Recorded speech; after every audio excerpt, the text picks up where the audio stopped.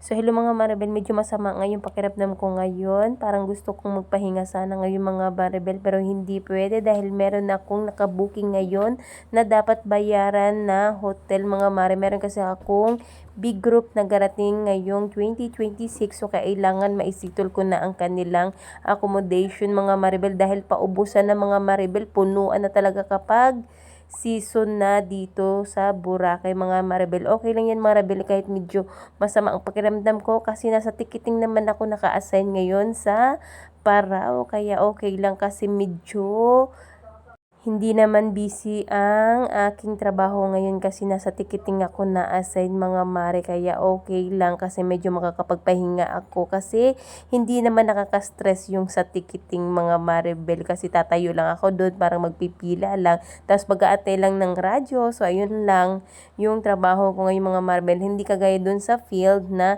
tatakbo ka, magpapasakay ka sa boat. Ay naku,